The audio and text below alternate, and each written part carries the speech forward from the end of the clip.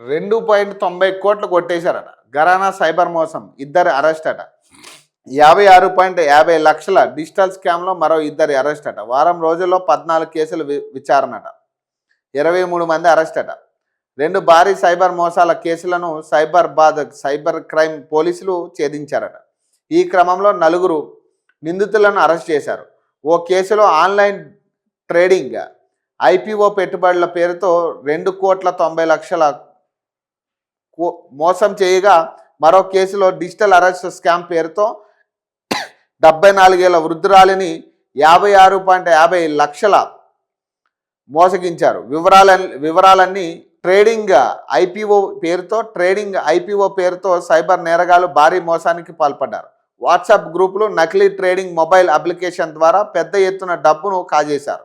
మోసగాళ్లు అనిల్ గోయల్, అతని అనుచరులు తాము స్టాక్ మార్కెట్ నిపుణులుగా ప్రచారం చేసుకుని ఓ వ్యక్తిని బోల్తా కొట్టించారట.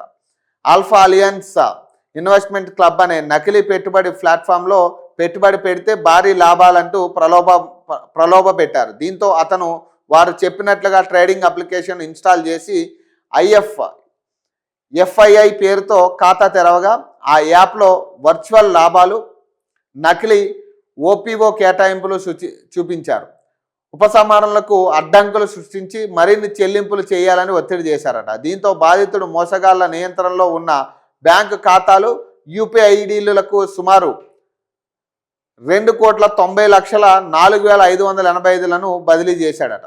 ఆ తరువాత ఇవన్నీ సైబర్ నేరాలు చేస్తున్న మోసమని గ్రహించి సైబర్ క్రైమ్ పోలీసులకు ఆశ్రయించి ఫిర్యాదు చేశారు. ఈ కేసులో బ్యాంకు ఖాతాలు అందించి డబ్బు మళ్లింపునకు సహకరించినందుకు శివకాంత్ రాజు దాట్లు, అలాగే సూర్య భగవాన్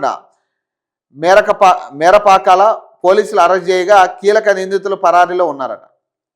డిజిటల్ అరెస్ట్ పేరుతో మరో కేసులో 74 ఏళ్ల మహిళను డిజిటల్ అరెస్ట్ పేరుతో మోసం చేసి 56,50,000 రూపాయలు కాజేశారట. సైబర్ క్రైమ్ పోలీసులు తెలిపిన వివరాల ప్రకారం నిందితులు తొలుత ఈ టెలికాం సంస్థలతోనే స్టార్ట్ అవుతా ఉంది. టెలికాం డైరీ చైర్మన్గా ఏకగ్రీవంగా ఎన్నుకున్నారట. ఆ తర్వాత ఆయన కొంత మొత్తాన్ని రైతుల ఖాతాలో వేసినట్లు తెలిసింది.